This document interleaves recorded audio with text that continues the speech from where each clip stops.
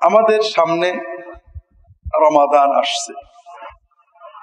যে কোনো ইবাদত পালনের আগে ইবাদত বিষয়ে আল্লাহ এবং তার রাসূল সাল্লাল্লাহু আলাইহি ওয়াসাল্লাম যে সওয়াবের কথা বলেছেন, এগুলো মনে রাখলে ইবাদতে মজা হয়। যেমন রোজার অনেক মর্যাদার কথা বিভিন্ন সহিহ হাদিসে আসছে। একটা হাদিস আমরা সংক্ষেপে আলোচনা করি। রাসূলুল্লাহ সাল্লাল্লাহু আলাইহি ওয়াসাল্লাম বলছেন,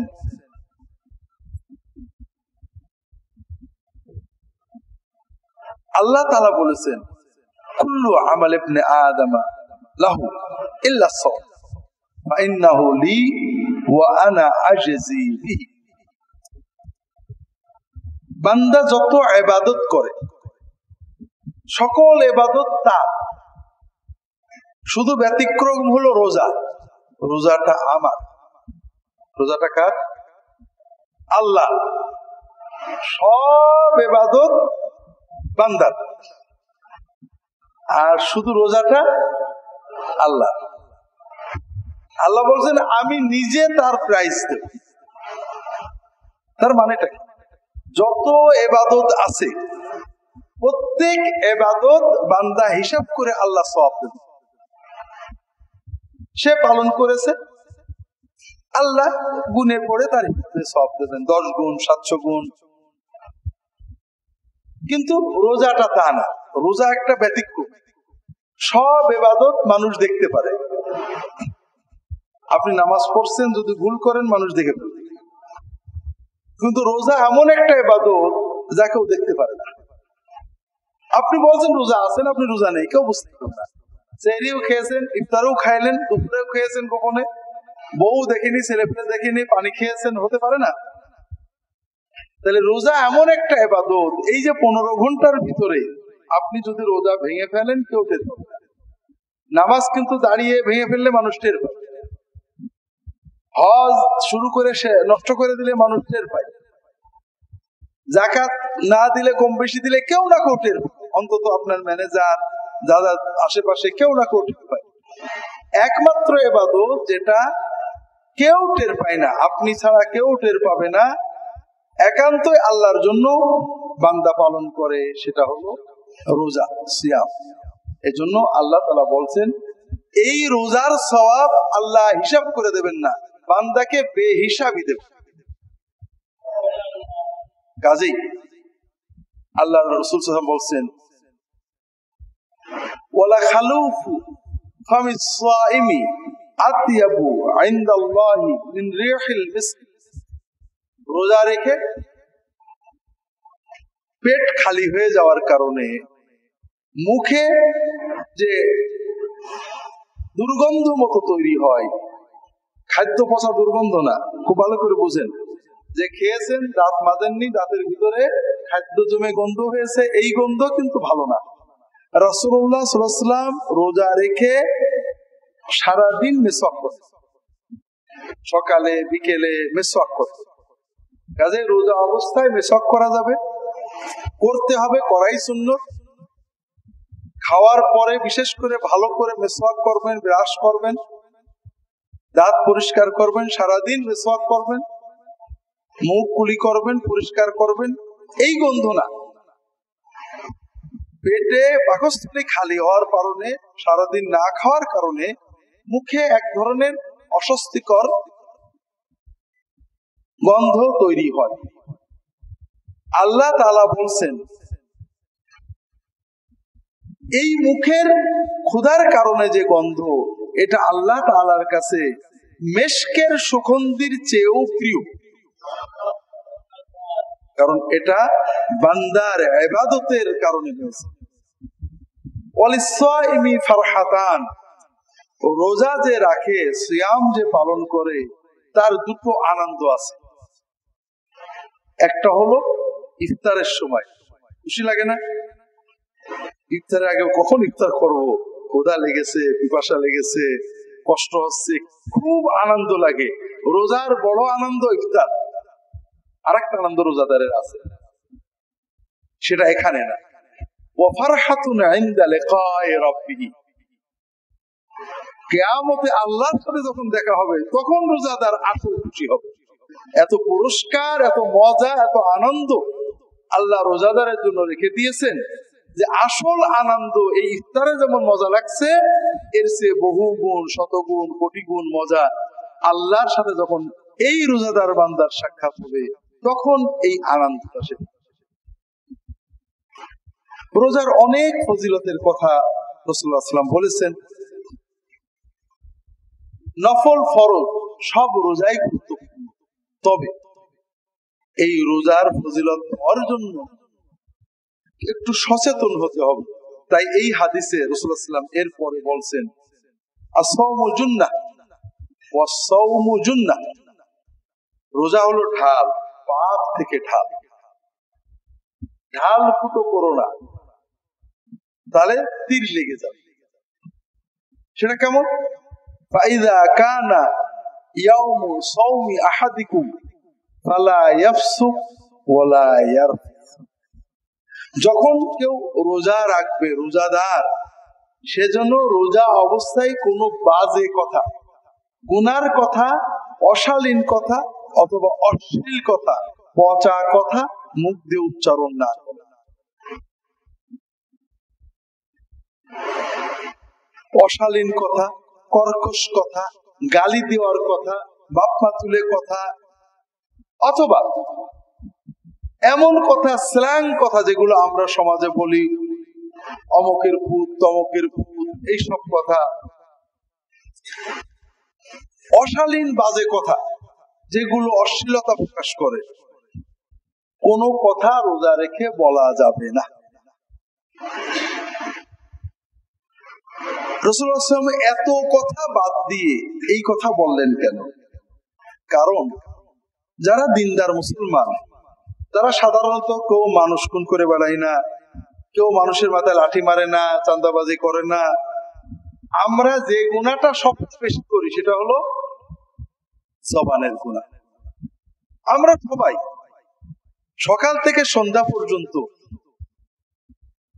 যত গুনাহ করি তার 90% বা 95% কিন্তু জবান। ছেলে, স্ত্রী, প্রতিবেশী, কাজের মানুষ, বিভিন্ন মানুষের সাথে যে আমাদের ইন্টারাকশন হয়, তখন আমরা অনেক অশালীন কথা মুখ দিয়ে বলে ফেলি। আমরা বুঝিও না যে এগুলো গুনাহ, অথচ আল্লাহ রাসূল সাল্লাল্লাহু আলাইহি ওয়াসাল্লাম বলেছেন, হাল ইয়াকুল ইনসানা আলা উজুহিহিম নার ইল্লা হাসাইদু আলসিনাতিহিম, মানুষদেরকে জাহান্নামে ফেলবে, উপর করে জাহান্নামে ফেলবে, তার মূল কারণ হলো তার জবান। জবান জবান আল্লাহ তাআলা আমাদের জবানটা দিয়েছে। আমাদের অনেকগুলো অঙ্গ প্রত্যঙ্গ আছে, হাত, হাতের গুনাহ আছে, চোখ, চোখের গুনাহ আছে, পা, পায়ের গুনাহ আছে, কিন্তু সবচেয়ে বেশি গুনাহ করি আমরা কি দিয়ে? জবান। এটা আমরা বুঝি না। আমরা মনে করি আল্লাহ মেশিনটা বানিয়ে দিয়েছে, ট্যাক্সও লাগে না, ব্যাটারিও দেওয়া লাগে না, রিচার্জও করা লাগে না, মাশাআল্লাহ। বিশেষ করে বাঙালি, চায়ের দোকানে 100 কথা, বউর কাছে বসলে 500 কথা, দোকানে বসলে 300 কথা, কথা অটো বেরিয়ে যাচ্ছে। আর আল্লাহ বলছেন, ওমা ইয়ালফিযু মিন কাওলিন ইল্লা লাদাইহি রাকিবুন আতীদ, বান্দা প্রত্যেকটা কথা জবান দিয়ে ঠপাস করে বেরোয়, আল্লাহর ফেরেশতা ওটা লিখে একটা কথাও বাদ দেয়। ওমা ইয়ালফিযু মিন কাওলিন, একটা সিঙ্গেল শব্দ, বাক্য যদি সে বলে, তার যে রাহারাদার, তার যে ওয়াচার তাকে সংরক্ষণ করছে, সে ওটা লিখে। কাজেই এজন্য আল্লাহ রাসূল সাল্লাল্লাহু আলাইহি ওয়াসাল্লাম আম ভাবে বলেছেন, সাধারণ ভাবে বলেছেন, মান কানা ইউমিনু বিল্লাহি ওয়াল ইয়াউমিল আখির ফালইয়াকুল খায়রান আও লিয়াসমুত, যদি তোমার আল্লাহর উপরে আর আখিরাতের উপর ঈমান থাকে, তাহলে কথা মুখ দিয়ে বের করলে ভালো কথা বের করবা, নইলে তালা মেরে থোয়া, চুপ করতে। আল্লাহ রসুল সাল্লাল্লাহু আলাইহি ওয়াসাল্লাম অন্য হাদিসে বলছেন, মিন হুসনি ইসলামিল মারই তারকুহু মা লা ইয়ানি। আপনি যদি ভালো মুসলমান হতে চান তাহলে যেটা আপনার জন্য প্রয়োজন না ওইটা বাদ দেবেন। আপনি দোকানে বসে আছেন, রাজনীতির কথা হচ্ছে, আবহাওয়ার কথা হচ্ছে, আমেরিকার কথা হচ্ছে, দেখবেন আপনি কোনো অনুভূতি ছাড়াই অংশ নিয়ে ফেলেছেন, কথা আর আপনি চাপতে পারেননি, একটা বেরিয়ে গেছে। কিন্তু এই কথাটা বললে আপনার কতটুকু লাভ হবে, আপনার কি পরিমাণ সওয়াব পেবে, কথাটার দরকার আছে কিনা, দুনিয়া বা আখেরাতে এই কথার দ্বারা আপনি কোনো টাকা পয়সা বা সওয়াব অর্জন করবেন কিনা, আপনার স্বার্থ সংশ্লিষ্ট কিনা, এটা চিন্তা করেন না। এইটা হলো মা লা ইয়ানি, অপ্রয়োজনীয় কথা। কাজেই যেটা আমি কথা বলার আগে হিসাব করব। আমি হিসাব করি মাঝে মাঝে, সবসময় হিসাব করি না। গাড়িতে যখন আমরা যাই বিশ্ববিদ্যালয়ে, আমাদের বন্ধুরা গল্প করে তো, আমি গল্প করি, মাঝে মাঝে আমি হিসাব করি যে আমি 9টার সময় গাড়িতে ছুটছি, 9:30 বা 9:40 গাড়ি থেকে নামছি বিশ্ববিদ্যালয়ে। এই 30-40 মিনিটের ভিতরে কয়েক হাজার কথা বলছি, একটাও দরকার ছিল না। একটা কথা উঠলো হয়তো রাজনীতি নিয়ে, ফট করে একটা মন্তব্য করলাম। একটা কথা উঠলো হয়তো আবহাওয়া নিয়ে, একটা মন্তব্য করলাম। একটা কথা উঠলো সৌদি আরব নিয়ে, ইয়ামান নিয়ে, আইসিস নিয়ে, একটা মন্তব্য করে দিলাম। তার সাথে আরেকজন একটা মন্তব্য করলো, অথবা আমাদের ব্যক্তিগত হাসি তামাশা, একজনকে একটা খুঁচা মারলাম, আরেকজন একটা খুঁচা মারলো। এইভাবে যতগুলো কথা বললাম, দেখা গেল এই 40 মিনিটে হয়তো প্রায় 400টা শব্দ আমার মুখ দিয়ে বেরিয়েছে মিনিমাম। এবং এই শব্দগুলোর একটা দ্বারা আমার কোনো সওয়াব হয়নি, বরং কিছু গুনাহ হয়েছে। আমি যদি এই সময়টা চুপ থাকতাম কোনো সমস্যা হতো না,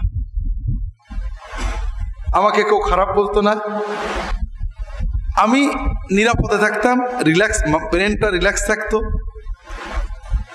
আর যদি এর বদলে আমি এই 40 মিনিট জিকির করতাম,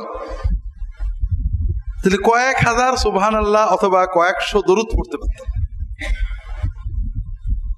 কিন্তু হয় না, কথা শুনতে শুনতে দেখা গেল ফস করে একটা কথা মুখ দিয়ে বেরিয়ে গেল। যখন এইটা আপনি কন্ট্রোল করতে পারবেন, তখন আপনি ভালো মুসলমান হয়ে যাবেন। মিন হুসনি ইসলামিল মারই তারকুহু মা লা ইয়ানি। চুপ করার অভ্যাস করেন, প্র্যাকটিস করেন যে আল্লাহ এই কথা শুরু হয়েছে, আমি বসেও থাকবো, কথা একটা বলবো না, ভিতর থেকে বেরোতে যাবে, এইটা বলি। এটা একটা বড় প্র্যাকটিস। বিশ্বাস করেন, আপনি যখন আপনার জবানকে কন্ট্রোল করতে পারবেন, আপনি শুধু আখিরাত না দুনিয়াতেও সফল হবেন। কারণ আমাদের দুনিয়ার যত ঝঞ্ঝাট এখান থেকে আসে। আল্লাহ কোরআন কেনে বলছেন, ওয়ালা তাকফু মা লাইসা লাকা বিহি ইলম ইন্নাস সামআ ওয়াল বাসারা ওয়াল ফুআদ কুল্লু উলাইকা কানা আনহু মাসউলা। যেটা ব্যাপারে তোমার ইলম নেই, জ্ঞান নেই, সুস্পষ্ট জানা নেই, আন্দাজে অস্পষ্ট জ্ঞান দ্বারা লোকের কথার ভিত্তিতে তার পিছনে চলো না, সে বিষয়ে মন্তব্য করো না, সন্দেহ করো না, কল্পনা করো না, এগুলো করো না। কারণ তোমার কান, চোখ, অন্তর প্রত্যেকটার ব্যাপারে আল্লাহকে আমাদের দিনে জিজ্ঞাসা করবেন।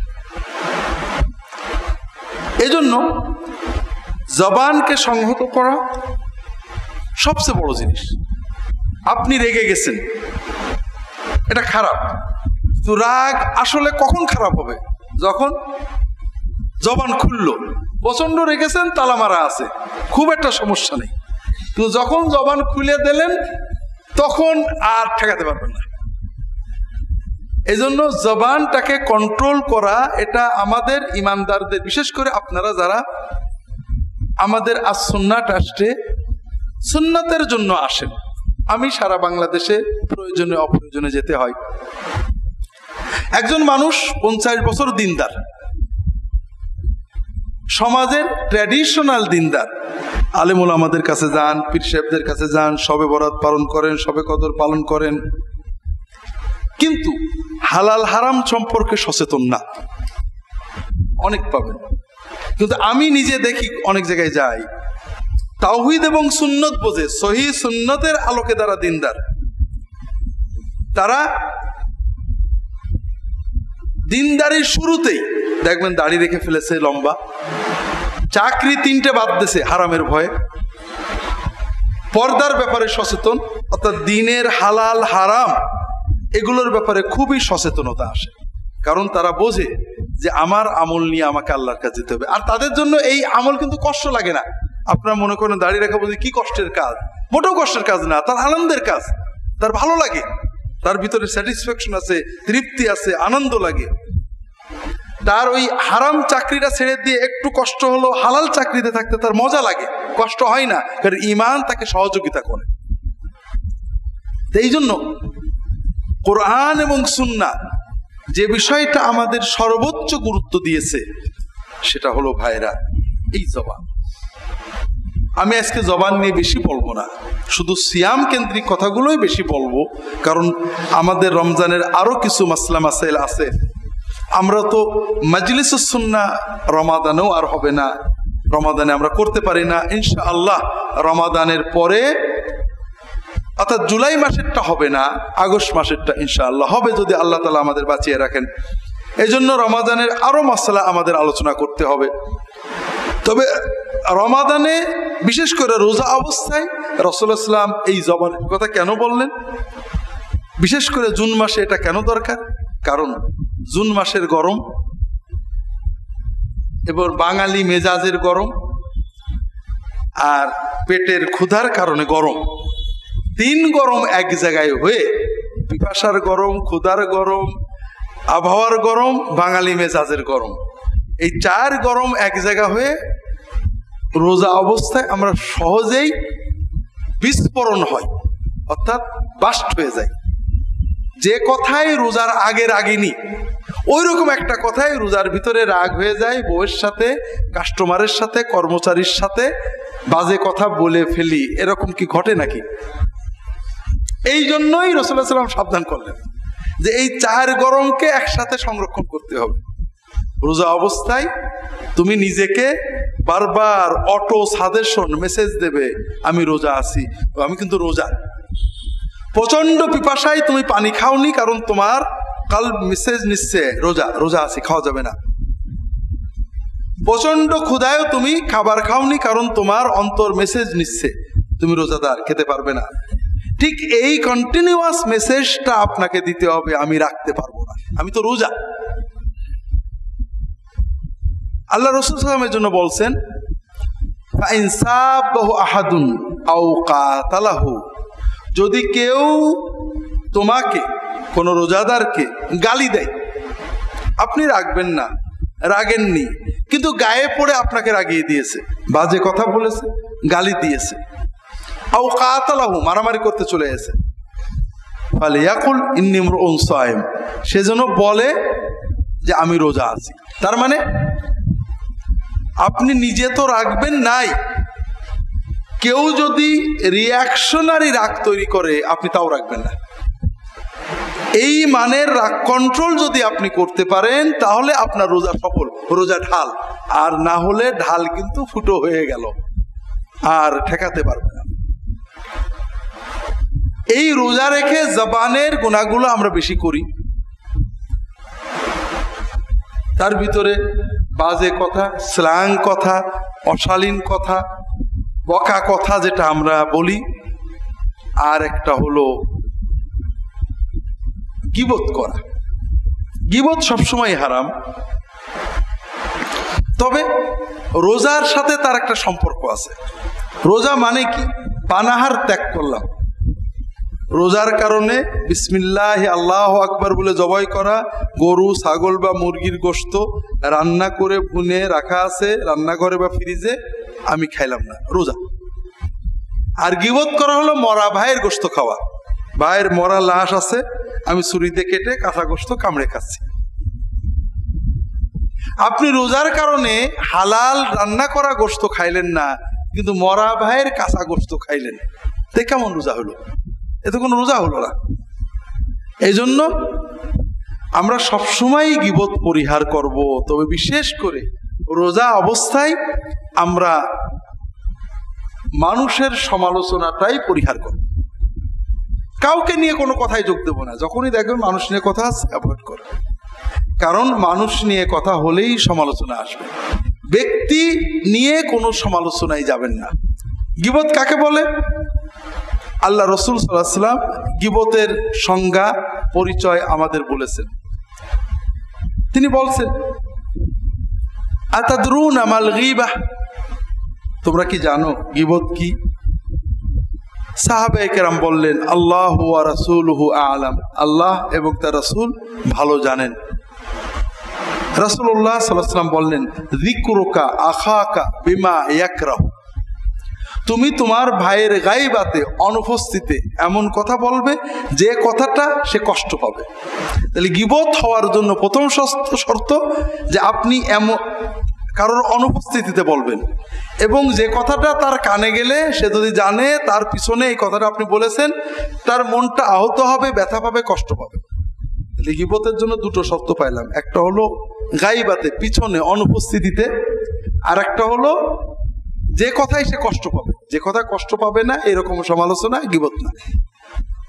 সাহাবায়ে কেরাম প্রশ্ন করলেন, ইয়া রাসূলুল্লাহ আরাআইতা ইন কানা ফি আখি মা আকুল, ইয়া রাসূলুল্লাহ আমি যে কথাটা বললাম এটা যদি সত্য হয়, যেমন আমি বলছি, আরে তো ও যে বদরাগী, ও যে অহংকারী, ওই লোকটা যে মানে সাজগোজে সাজতে গুজতেই তার ফিঙে রাজা, ওই তো খুব এরকম নাক ডেকে ঘুমায়, অথবা বউ পিটায়, অথবা মায়ের সাথে খারাপ আচরণ করে, অথবা অথবা অথবা অথবা একটা জিনিস বললাম, যদি সত্যই এটা হয়, তখন রাসূলুল্লাহ সাল্লাল্লাহু আলাইহি ওয়াসাল্লাম বললেন, ইন কানা ফি আখিকা মা তাকুলু ফাকাদ গাতাবতা, যদি তোমার কথাটা শতভাগ সত্য হয় তাহলেই সেটা গীবত।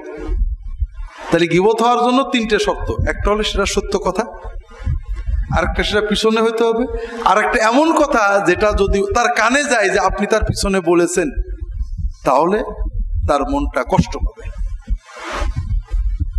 আমরা যদি এমন কথা বলি সে সামনে থাকলে, বা যদি তার কাছে রেকর্ডটা বাজানো হয়, কষ্ট পাওয়ার কিছু নেই, তাহলে সেটা গীবত না। আর যদি মিথ্যা হয় তাহলে এটা গীবতের চেয়ে বড় পাপ। তা আমরা গীবত প্রচুর করি, মহিলারাও করেন, পুরুষেরাও করেন। কিভাবে করেন? মনে করেন ইফতারের দাওয়াত হবে রমজানে, মহিলাদেরও দাওয়াত দেওয়া হবে, বাড়ি এসে পরের দিন মোবাইল করবেন অথবা পড়শির সাথে গল্প করবেন, আমি পুরুষ অথবা মহিলা, অমুক ভাবেই দাওয়াত দিছিল, এই ইফতার করেছে, মনে হয় যেন খাইনি কোনোদিন। এরকম ঘটে না? ঘটে না? ঘটে না বোধহয়, তাই না? অমুক ভাবি, অমুক ভাই এই কথা বলছিলেন, অথবা এই কাপড় পরে আসছিলেন, আদেকিলের মতো। এরকম ঘটে না? ঘটে না? আপনি যদি বলেন অমুক ভাই এই পোশাক পরে আসছিল, এই কথাটা যদি তাকে বলা হয়, এখানে মাইন্ড করবে না। কিন্তু আদেকিলের মতো যখন বললেন, তখন এই কথাটা যখন তাকে বলা হয়, মাইন্ড করবে না। তো এই আদেকিলের মতো, জীবনে যেন কোনোদিন খাইনি, অমুক নাকি এইরকম করলো, এই যে ডেসক্রিপশনের সাথে কিছু কথা বললাম যেটা তার ব্যাপারে একটা অশোভন মন্তব্য, কথাটা তার কাছে গেলে কষ্ট পাবে। এই মোবাইলে রেকর্ড করে তাকে কথাটা শোনালে তার মনটা খারাপ লাগবে। আল্লাহ তাআলা মানুষের ভিতরে সম্প্রীতি এত বেশি চেয়েছেন যে এমন কথা মুখ দিয়ে বলবেন না যেটা যদি রিলে হয়েও তার কানে যায় তার মনটা খারাপ লাগে। গীবত বিশেষ করে রোজা অবস্থায়, এটা হলো রোজা সংরক্ষণের ব্যাপার গুনাহ থেকে। কিন্তু রোজা আমরা সুন্নত পদ্ধতিতে কিভাবে পালন করব, খুবই সংক্ষেপে আমি বলবো। আমরা সুন্নাত পদ্ধতিতে রোজা পালনের জন্য কয়েকটা পর্যায় বলবো। প্রথম কথা হলো, আমরা রোজার চাঁদ যদি আমরা দেখি, প্রতি মাসে চাঁদ দেখার একটা দোয়া আছে, এটা আমরা পড়ার চেষ্টা করব। আল্লাহু আকবার বলা, আল্লাহুম্মা আহিল্লাহু আলাইনা বিল ইমনি ওয়াল ঈমান ওয়াস সালামাতি ওয়াল ইসলাম ওয়া রাব্বি ওয়া রাব্বুকাল্লাহ। অনেকে চাঁদ দেখলে সালাম দেয়, আমাদের দেশে বোধহয় এখনো আছে, দেখছেন নাকি? নতুন চাঁদ দেখলে সালাম দেওয়া, এটা কিন্তু ঠিক না, এটা খুবই খারাপ কাজ। চাঁদ দেখলে আল্লাহর কাছে দোয়া করতে, প্রথমে আল্লাহু আকবার, এরপরে আল্লাহ এই যে নতুন মাস শুরু হলো, এই মাসটা আমাদের ঈমানটা মজবুত রেখো, আমাদের সকল কাজে কর্মে বরকত দিও। দোয়াটা কেমন হলো? হ্যাঁ, মাসের শুরুতেই আল্লাহর কাছে বরকত চেয়ে নিলেন। ওয়াসসালামাতু ওয়াল ইসলাম, আমাদের দিন ইসলাম ঠিক রেখো, আমাদের নিরাপত্তা বিপদ আপদ থেকে মুক্ত রেখো। এরপরে চাঁদের সাথে একটা কথা বলা, রাব্বি ওয়া রাব্বুকাল্লাহ, চাঁদ তুমি কিচ্ছু না। অনেকে চাঁদ পূজা করে, সূর্য পূজা করে, তোমার রব এবং আমার রব আল্লাহ, তুমিও যার বান্দা আমিও তার বান্দা। চাঁদ কিছু না, কিন্তু নতুন চাঁদ উঠেছে, আমি আল্লাহর কাছে দোয়া চাচ্ছি। এটা পারলে পড়বেন। এরপরে তারাবি শুরু হলো, এবং তারাবি দিয়েই শুরু হলো আমাদের ঝগড়া। বিশেষ করে আমরা যারা সুন্নত নির্ভর, তাদের ঝগড়া এক্ষেত্রে বেশি। এটা হলো সুন্নত ঝগড়া। আমাদের যারা শরীয়ত পালন করে না, নামাজ কালাম পড়ে না, অনেকে রোজা রাখে নামাজ পড়ে না, এদের কোনো সমস্যা নেই, নামাজই পড়ে না, ঝগড়ার কি? আমরা যারা একটু ভালো করে দিন পালন করতে চাই, তারাবির নামাজ 8 রাকাত না 20 রাকাত, এটা নিয়ে ঝগড়া হবে। তা আমি বিস্তারিত বলবো না। কথা হলো তারাবির নামাজ 20 রাকাত যেটা পড়া হয়, এটা সহিহ হাদিস দ্বারা প্রমাণিত, সাহাবীদের যুগে পড়া হয়েছে। তবে রাসূলুল্লাহ সাল্লাল্লাহু আলাইহি ওয়াসাল্লাম নিজে অথবা সাহাবায়ে কেরাম কোন রাকাতকে ফিক্সড করেননি যে এর কম পড়া যাবে না বা এর বেশি পড়া যাবে না, কারণ রাসূলুল্লাহ সাল্লাল্লাহু আলাইহি ওয়াসাল্লাম নিজেই এটাকে ফিক্সড করেন। আপনারা হয়তো মনে করেন জোহরের নামাজ 4 রাকাতের জায়গায় 6 রাকাত পড়া যায় না, রাসূলুল্লাহ সাল্লাল্লাহু আলাইহি ওয়াসাল্লাম যেটা পড়েছেন তার চেয়ে বেশি আমরা পড়বো কি করে? কথাটা ওরকম না। জোহরের নামাজ রাসূলুল্লাহ সাল্লাল্লাহু আলাইহি ওয়াসাল্লাম কখনো 2 রাকাত, কখনো 4 রাকাত, কখনো 6 রাকাত পড়েননি। কিন্তু কিয়ামুল লাইল, তাহাজ্জুদ রাসূলুল্লাহ সাল্লাল্লাহু আলাইহি ওয়াসাল্লাম কখনো 2 রাকাত, কখনো 4 রাকাত, কখনো 6 রাকাত, কখনো 8 রাকাত, কখনো 10 রাকাত, কখনো 12 রাকাত, বিভিন্ন রকম পড়েছেন। তিনি রাকাত সংখ্যা বাড়িয়েছেন, কমিয়েছেন, কিন্তু টাইম কিন্তু একই রেখেছেন। 2 রাকাতেও 4 ঘন্টা, 4 রাকাতেও 4 ঘন্টা, 6 রাকাতেও 4 ঘন্টা, 8 রাকাতেও 4 ঘন্টা, 10 রাকাতেও 4 ঘন্টা, 12 রাকাতেও 4 ঘন্টা, 4 থেকে 6 ঘন্টা অথবা এই রকম সময় তিনি কিয়ামুল লাইল পড়তেন। সাহাবীদের যুগে 8 রাকাত পড়া হয়েছে, 20 রাকাতও পড়া হয়েছে, সেটাও 4 থেকে 6 ঘন্টা। আমরা যারা 20 রাকাত পড়ি তারা 35-40 মিনিটে 20 রাকাত পড়ি। আর আজকে জুমার দিন নামাজ আমি বলছিলাম, আমরা 40 মিনিটে 20 রাকাত পড়ে আমরা দাবি করি আমরা সাহাবীদের সুন্নত পালন করছি। এটা একটা আত্মপ্রবঞ্চনা। 8 রাকাত যারা পড়েন তারা আধা ঘন্টায় 8 রাকাত পড়ে দাবি করেন আমরা সহিহ হাদিস পালন করছি। এটাও আত্মপ্রবঞ্চনা, আর কিছু না। কথাটা হলো সাহাবায়ে কেরাম এবং মুসলিম উম্মার সকল আলেম, 4 মাযহাবের ইমামগণ, ইবনে তাইমিয়া, ইবনুল কাইয়িম, শাহ ওলিউল্লাহ মুহাদ্দিস, বড় বড় ইমাম আইম্মা সবাই বলেছেন যে এই রাকাত নিয়ে কোনো ঝগড়ার কিছু নেই, কিয়াম হলো আসল। যেখানে 20 রাকাত হয় 20 রাকাত পড়বেন। তবে আবারও আপনাদের বলি, যদিও জুমার সময় সামান্য কিছু বলা হয়েছে, কিয়ামুল লাইলের মূল মাকসাদ হলো কোরআন শোনা বা পড়া। তারাবির নামাজ জামাতে পড়া ওয়াজিব নয়, না পড়লে গুনাহ হবে না। যদি মূল মসজিদে জামাত কায়েম হয়েছে, আপনি তারাবির নামাজ ঘরে পড়েন, কোনো গুনাহ হবে না। তবে জামাতে পড়ার কোরআন খতমের সওয়াব থেকে মাহরুম হবেন। ইশার নামাজ ঘরে পড়লে গুনাহ হবে। কাজেই আপনি তারাবি জামাতে পড়েন বা ঘরে পড়েন, অবশ্যই ইশার নামাজ জামাতে পড়বেন। 2 নম্বর, তারাবির মূল সুন্নত হলো খতম তারাবি বা জামাতে তারাবির কোরআন শোনা। কাজেই মহব্বতের সাথে আদবের সাথে কোরআনটা শুনতে হবে। মসজিদে এমন হাফেজ রাখার চেষ্টা করবেন যিনি অন্তত প্রতিটি শব্দ সুস্পষ্ট পড়েন, আপনার কানে যায়, মুখের ভিতরে অর্ধেক রেখে পড়েন না। আপনি যখন পড়বেন আলহামদুলিল্লাহি রাব্বিল আলামিন আর রহমানির রহিম মালিকি ইয়াউমিদ্দিন, প্রত্যেকটা শব্দ তার মদ গুন্না ইখফা ইজহার আপনার কানে গেল।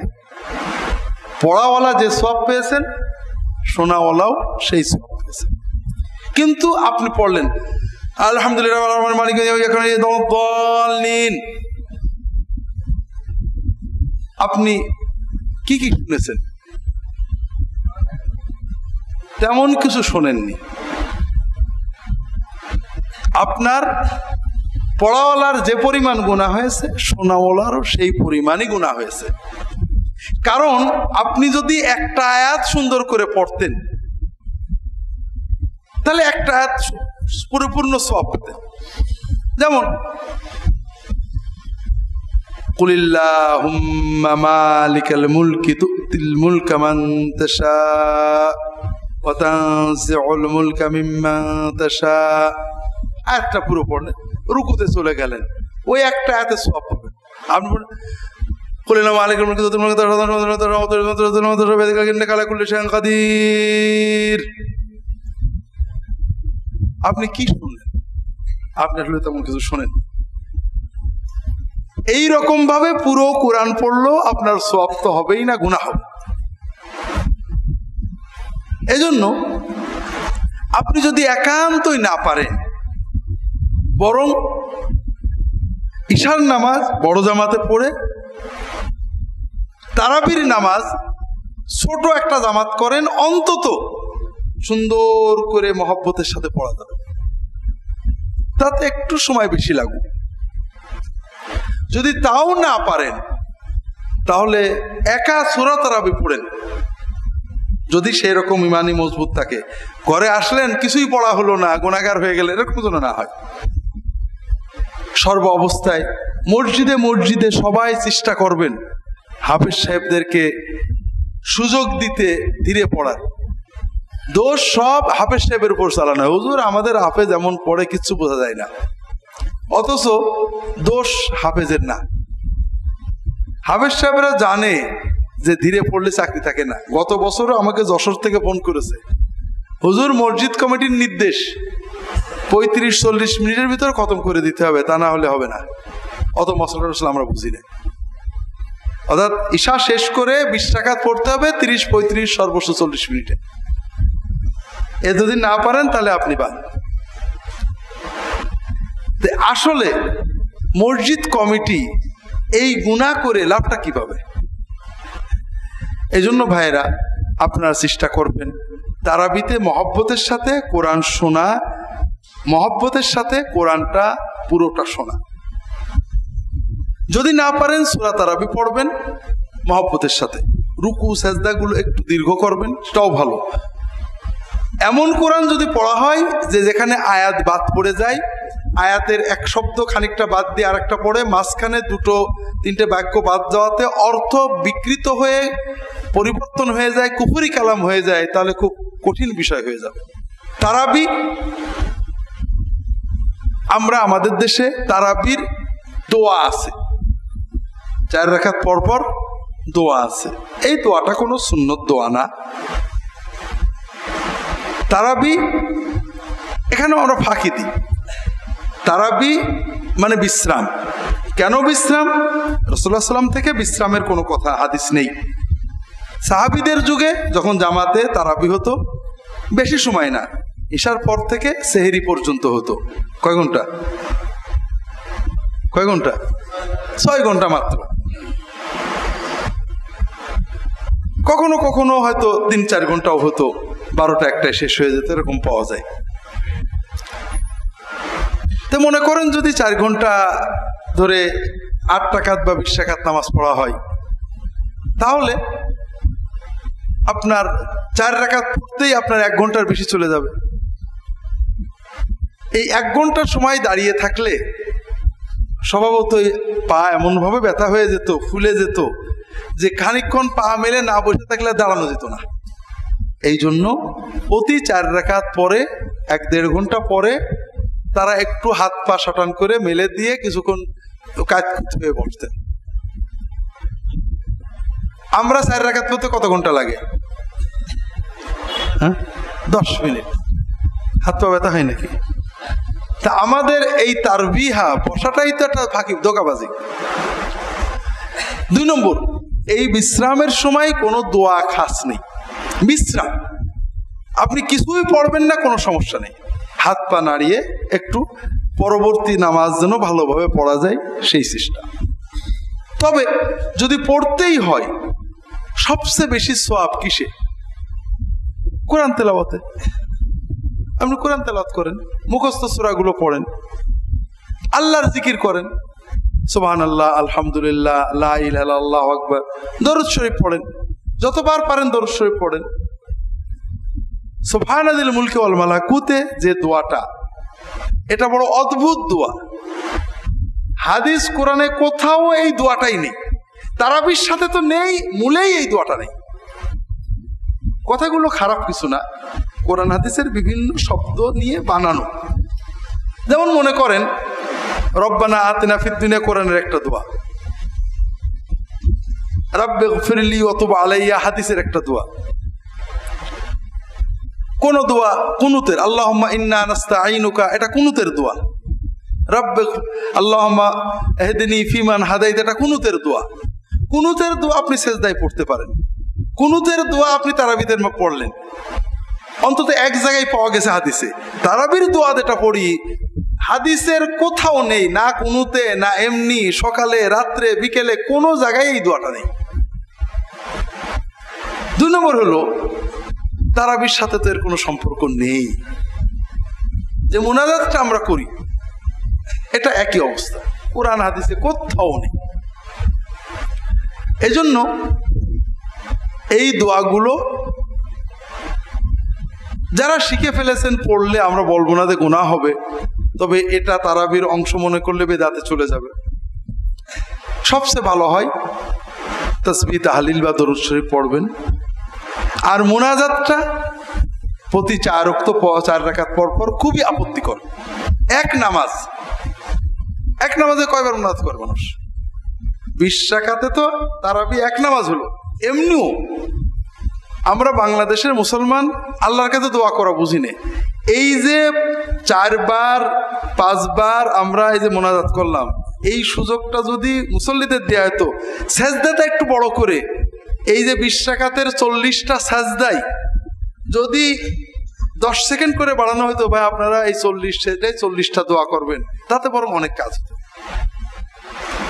40টা সেজদায় রব্বির হামহুমা, আল্লাহুম্মা আইন্নি আলা যিকরিকা ওয়া শুকরিকা, রাব্বিগফিরলি, রব্বানা আতিনা ফিদ দুনিয়া, যদি সুবহান রাব্বিয়াল আলা 3 বার পড়ার পরে 10টা সেকেন্ড 15টা সেকেন্ড সময় দেয়া হতো, ইমাম সাহেব একটা দোয়া পড়তেন, মুক্তাদিরাও একটা দোয়া পড়তো, তাহলে এই যে না বুঝে, কিছুই না বুঝে শুধু হাত মুখ ডলার চেয়ে অনেক বেশি কাজ হতো।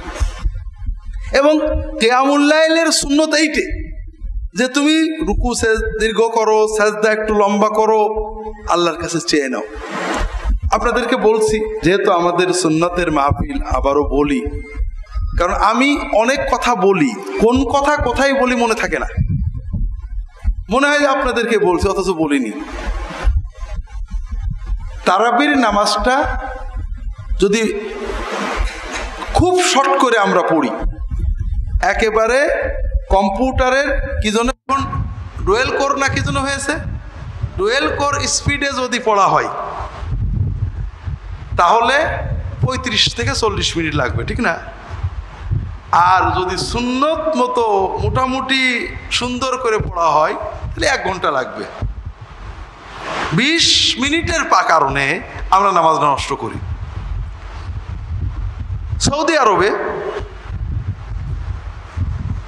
অধিকাংশ মসজিদে 8 টাকার তারাবি হয়। কোন কোন মসজিদে 20 রাকাত হয়। মক্কা শরীফে মসজিদে হারামে, মদিনা শরীফে মসজিদে নববীতে এবং আরো কিছু মসজিদে, অল্প মসজিদে 20 রাকাত হয়।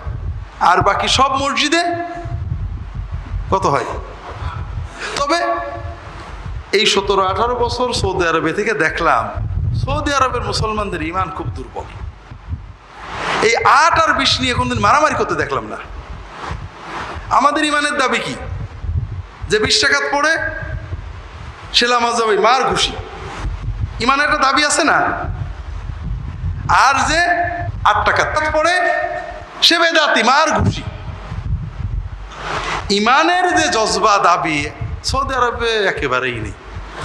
কেউ হাত ঝুলিয়ে নামাজ পড়ছে, কেউ হাত এখানে বেঁধে নামাজ পড়ছে, কেউ হাত এখানে বেঁধে নামাজ পড়ছে, কেউ রফাদাইন করছে, কেউ করছে না, কেউ আমিন বলছে, কেউ বলছে না। কারোর ইমানে একটু তাগাদা লাগে না, ধরে এটা খুশি মার। এমনকি 20 রাকাত আর 8 রাকাত তারাবি একই শহরে, কেউ 20 রাকাত পড়ছে, কেউ 8 রাকাত পড়ছে, কেউ কারোর বিরুদ্ধে কিছুই বলে না। হ্যাঁ, আলেমরা মশলা দেয়, কেউ বলে 20 উত্তম, কেউ বলে 8 উত্তম, তাও কেউ গাল দেয় না। তাহলে ও দেশে আলেমদেরও ইমান দুর্বল, মুসলমানদেরও ইমান দুর্বল।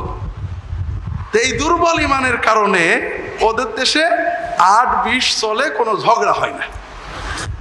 আর আমরা আলহামদুলিল্লাহ ইমান মজবুত হওয়ার কারণে যে কোনো অন্যায় দেখলেই যেহেতু প্রতিবাদ করতে হবে, এজন্য আমরা মাশাআল্লাহ এই ব্যাপারে খুবই তৎপর। আসলে ইমানের দৃষ্টিভঙ্গি আছে, একটু ভালো করে বোঝার চেষ্টা করি। আমি অনেক জায়গায় বলেছি, হয়তো আপনাদের বলিনি, আবারও বলি। আমরা একটা গুয়ের টুকরো, একজন লোক এক টুকরো গু নিয়ে আসলো, এটা পাক না না পাক? না পাক। আমরা এটাকে ঘৃণা করব না ভালোবাসবো? ওই গুয়ের টুকরোটা 1 জগ পানির ভিতরে রেখে দিল, গু না পাক, আর পানিও না পাক। 1 দলা গু যদি 1 জগ বা 1 গ্লাসে রাখা হয়, পানি কি হবে? না। আমরা গুকেও ঘৃণা করব, পানিকেও ঘৃণা করব, হাতও দেব না। এই দলা গু, এইটুক দলা গুই ওই বড় একটা পুকুরের ভিতরে নিয়ে ফেললো। গুটা কি? না পাক। আর পানি না পাক? পুকুরের সব পানি না পাক? হ্যাঁ, পানি কিন্তু পাক। ওই গুড় জায়গা বাদ দিয়ে অন্য জায়গায় আমরা কিন্তু গোসল করি, গালেও পানি দিই না? আমরা বড় দিঘিতে কোথাও গু আছে, কোথাও মরা মাছ আছে, যদি ওই মরা মাছ পচা গু যদি আমার গ্লাসে থাকতো আমি পানি হাত দিতাম না। কিন্তু বিশাল দিঘি, পুকুরের ভিতরে এক কোণে আছে, আর এক কোণে আমরা গোসল করছি, গালে পানি যাচ্ছে, কিন্তু ঘৃণা লাগছে না, ঠিক না? ওই গুয়ের টুকরো যদি বঙ্গোপসাগরে বা ভারত মহাসাগরে ফেলে দেন, ও গু কোথায় হারিয়ে যাবে, কোনো অস্তিত্বই থাকবে না, ঠিক না? যে একজন মুমিন, আমরা কাজ আমরা বলবো, কর্ম আমরা সবসময় কর্মের বিধান বলবো। মোনাজাত করা সুন্নত অথবা বেদাত, মিলাদ পড়া সুন্নত অথবা বেদাত, কিয়াম কি বলে ইল্লাল্লাহ যিকির সুন্নত অথবা বেদাত, অমুকটা জায়েজ অথবা না জায়েজ, এগুলো আমরা স্পষ্ট বলবো। কিন্তু একজন লোক মোনাজাত করেছে অথবা করেনি, মিলাদ পড়েছে অথবা পড়েনি, ইল্লাল্লাহ যিকির করেছে অথবা করেনি, ওই লোকটার ব্যাপারে আমার মানসিকতা হবে এই মানদণ্ডে। একজন শুধু ওই বেদাত টুকি করে অথবা নাজায়েজ টুকি করে, তার এক হুকুম, ওটা হলো গ্লাসের ভিতরের গু। আর একজন অনেক ভালো কাজ করে, কিছু নাজায়েজ বা বেদাত করে, ওইটা হলো ওই বড় দিঘির ভিতরে, পুকুরের ভিতরের গু। গুর প্রতি ঘৃণা থাকে, কিন্তু পুকুরে আমরা গোসল করি, ওই পানি নিয়ে রান্নাও করি, ঠিক না? আর একটা হলো মহাসাগরের ভিতরে গু পড়ে গেছে, ওর কোনো হদিসই নেই।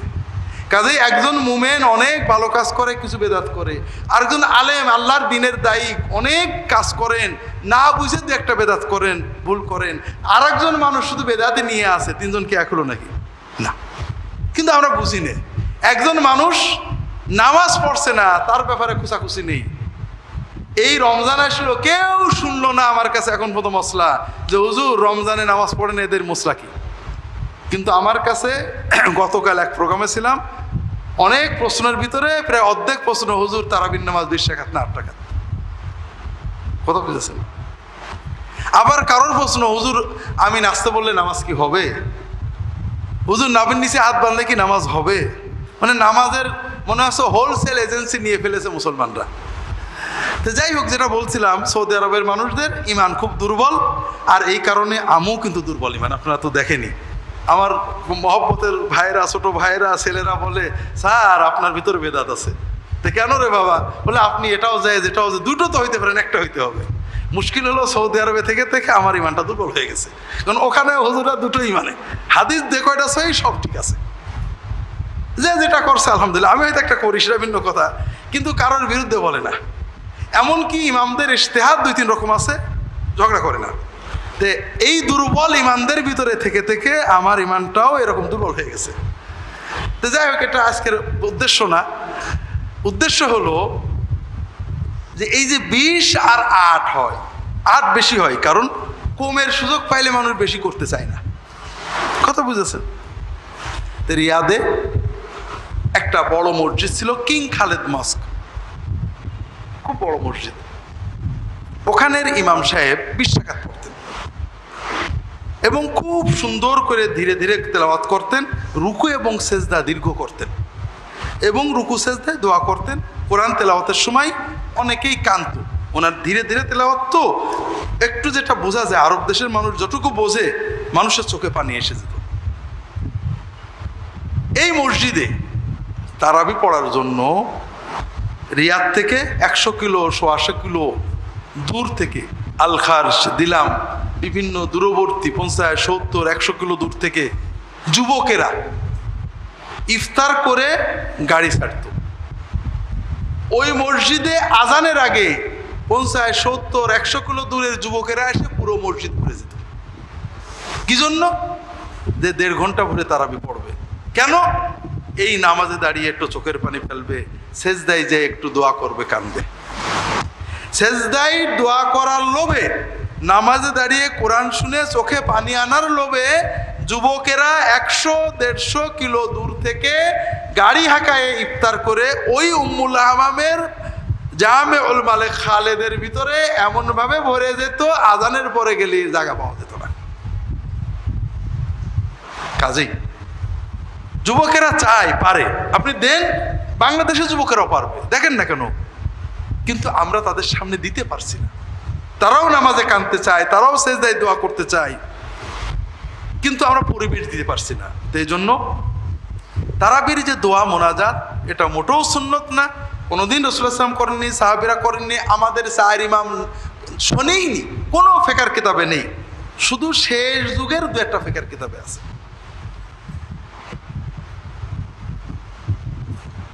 তারাবি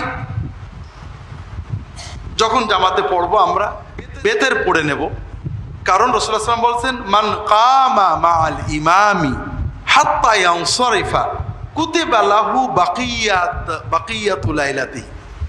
যদি কেউ ইমামের সাথে কিয়ামুল লাইল বা তারাবির জামাত শেষ পর্যন্ত পড়ে, তাহলে বাকি সারা রাত তাহাজ্জুদ পড়ার সওয়াব তার আমলনামায় লেখা হয়ে যায়। কাজেই আমরা 20 রাকাত হলে 20 রাকাত পড়ে বেতের পড়ে একবারে যাব। তবে এর পরেও রাত্রে আমরা কিয়ামুল লাইল তাহাজ্জুদ পড়তে পারি, কোনো সমস্যা নেই। রমজানের শেষে 10 রাত সবচেয়ে গুরুত্বপূর্ণ, শবে কদরের রাত। আর এজন্যই আমরা বাংলাদেশের মুসলমান রোজাদার পুরুষ এবং নারীরা এই 10 রাতে সবচেয়ে গুনাহ করি। কোথায়? মাশাআল্লাহ, সচেতন। বড় কষ্টের ব্যাপার। রোজাদার মহিলারা, পুরুষেরা ঠিক শেষ 10 রাত, যে 10 রাত আল্লাহর রহমতের দরজা খোলা হয়েছে, শবে কদরের রাত, আমরা প্রায় পুরো 10টা রাতই মার্কেটে কাটাই। আমরা চেষ্টা করব কেনাকাটা আগে করতে, একটু কষ্ট হলেও দিনে করতে, এবং দিনে না হলে মাগরিব থেকে ঈশার ভিতরে করে নিতে। ঈশার পর থেকে বাকি রাত জন্য ইবাদতে কাটাই। একান্ত বাধ্য হলে যদি মেয়েরা মার্কেটে যেতে হয়, পর্দার সাথে যাবেন। তারপরও যে পালাপাড়ি হয়, বোরকা পরলেও পর্দা হয় না। এই জন্য কেনাকাটা থাকলে যদি মেয়েদের মার্কেটে যেতেই হয়, তাহলে রোজার প্রথম দিকে কেনাকাটা করে নেবেন, পর্দা সহ যাবেন, শালীনভাবে যাবেন, পুরুষের ভিড়ের ভিতরে যাবেন না। আর পুরুষেরাও যারা একান্ত ব্যবসায়ী, তাদের কথা ভিন্ন, তারা বাধ্য হয়ে দোকানে থাকবেন, তারা দোকান বন্ধ করে শেষ সাথে অন্তত তারা কিয়ামুল লাইল তাহাজ্জুদ পড়বেন। আর যারা পারবেন তারা ইশার আগে সব হাজত ছেড়ে বাকি রাত 20 রাত থেকে 30 রাত পর্যন্ত পুরো রমাদান শেষ 10 রাত আপনারা প্রতি রাতেই তারাবি ছাড়াও কিছু নামাজ পড়বেন। শবে কদর মানে 27 না, শবে কদর মানে শেষ 10 রাত। এতেকাফ রাসূলুল্লাহ সাল্লাল্লাহু আলাইহি ওয়াসাল্লামের গুরুত্বপূর্ণ সুন্নত। আমাদের দেশে এতেকাফ এখন বিজনেস হয়ে গেছে। শোনো, একটা মসজিদে কেউ না রাখলে গুনাহ হবে, কাজে টাকা পয়সা দিয়ে এখন রেখে দাও। এতেকাফ ওই জন্য না, এতেকাফ হলো আল্লাহর সাথে বান্দার প্রেম, যে করবে সে পাবে। কাজেই আমরা সবাই চেষ্টা করব এতেকাফ করার, 10 দিন পুরো মসজিদে আল্লাহর ইবাদতে থাকার, দুনিয়ার সম্পর্ক কমিয়ে দেওয়ার। এতেকাফকারী ঘুমিয়ে থাকলেও এটা বড় ইবাদত। যদি না পারি, এতেকাফ করতে না পারি, অন্তত প্রতি রাতে কিছু অতিরিক্ত ইবাদত করব। ঈদুল ফিতরের চাঁদ দেখে তাকবীর বলবেন, দোয়া পড়বেন। ঈদুল ফিতরের রাত্রেও তাকবীর বলবেন, আল্লাহু আকবার, আল্লাহু আকবার, লা ইলাহা ইল্লাল্লাহ, আল্লাহু আকবার, আল্লাহু আকবার, ওয়ালিল্লাহিল হামদ। সকালে ঈদের নামাজ পর্যন্ত। ঈদুল ফিতর সকাল সকাল আদায় করা সুন্নত, বেলা ওঠার আধা ঘন্টা থেকে 1 ঘন্টার ভিতরে হয়ে যাওয়া উচিত। যদিও আমাদের দেশে বেলা হয়, তবে যে যেখানে আছেন আস্তে আস্তে সুন্নতের দিকে আসার চেষ্টা করবেন। সামাজিক বিভিন্ন কারণে একটা বদরসুম হয়ে গিয়েছে। ঈদুল ফিতরের দিনে সকালে ফিতরা দিতে হয়, গরিবদের বাড়িতে খাবার পৌঁছানোর নিশ্চয়তা, এই জন্য রাসূলুল্লাহ একটু দেরি করতেন। সকালে কিছু খেয়ে যেতেন, 3-5টা খেজুর অথবা কিছু মিষ্টি অথবা কিছু খাবার খেয়ে ঈদের মাঠে যেতেন। ঈদের মাঠে রাসূলুল্লাহ সাল্লাল্লাহু আলাইহি ওয়াসাল্লাম প্রথমে সালাত আদায় করতেন। ঈদ আসলে আমাদের ঝগড়া আছে, 6 তাকবীর না 12 তাকবীর, 6-12 দুটোই সহি, কাজে ঝগড়া করবেন না। ঈদের পরে রাসূলুল্লাহ সাল্লাল্লাহু আলাইহি ওয়াসাল্লাম খুতবা দিতেন। আম খুতবা দেওয়ার পরে মেয়েদের ওখানে যে খাস খুতবা দিতেন। রাসূলুল্লাহ সাল্লাল্লাহু আলাইহি ওয়াসাল্লামের সময় মেয়েরা পিছনে জামাতে শরীক হতেন, রাসূলুল্লাহ উৎসাহ দিতেন। এরপরে মুসলমানরা যার যার বাড়িতে চলে যেতেন। এক পথে যাওয়া, আর এক পথে ফেরা, এগুলো সুন্নত। দেখা সাক্ষাৎ, সালাম করা, কেমন আছেন, দোয়া করা সুন্নত। মুসাফা করা সুন্নত। কোলাকুলি হলো যার সাথে অনেক দিন পরে দেখা তার সাথে, এটা সুন্নত। ঈদের সুন্নত না, কোলাকুলিটা ঈদের সুন্নত না। মোটামুটি সিয়াম এবং ঈদের ব্যাপারে মুখতাসার কথা। সুবহানাকা আল্লাহুম্মা বিহামদিকা আশহাদু আল্লা ইলাহা ইল্লা আনতা আস্তাগফিরুকা ওয়া আতুবু ইলাইক। আল্লাহুম্মা সাল্লি আলা মুহাম্মাদ ওয়া আলিহি ওয়া সাল্লাম।